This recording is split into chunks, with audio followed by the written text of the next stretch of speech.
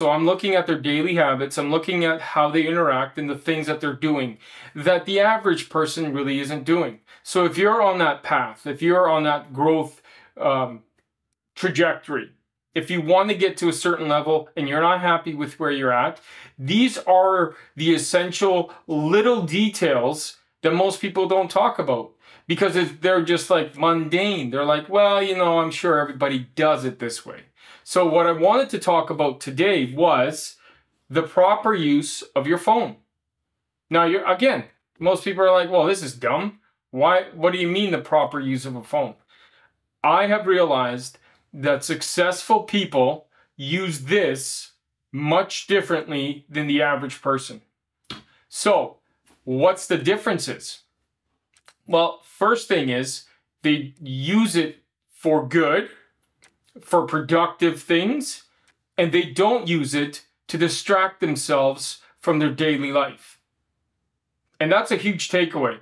I hope you can really understand the difference here. A lot of people, what's the first thing most people do when they wake up? They check their phone, right? It's the first thing they do.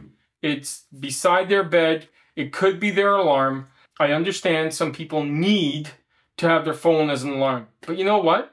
Back in the day, that's not how it ever was.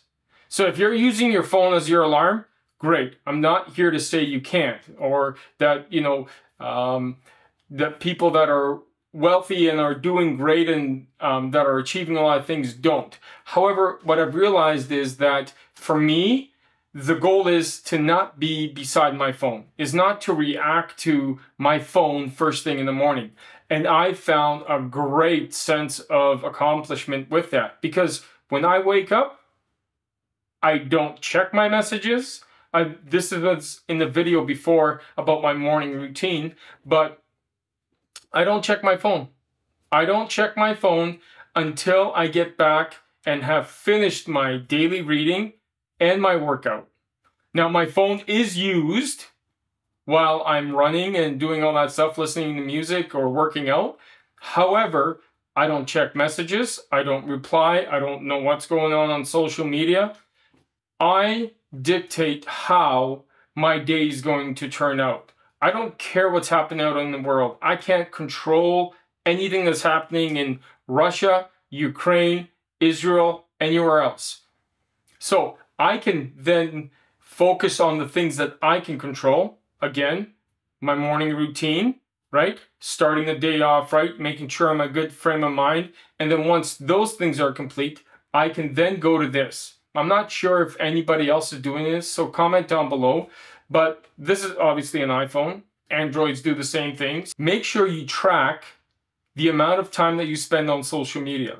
Across all my platforms, I've made it so that I am only allocated an hour for social media per day. TikTok and Twitter definitely ate up a lot of that hour. So I've decided to get rid of those. It's a great feeling to know that I hardly spend less than an hour on social media on this thing all day, which is an amazing thing for me. Now, if you're not looking to do that, that's great, but understand why I'm doing this. And I think that's the message here.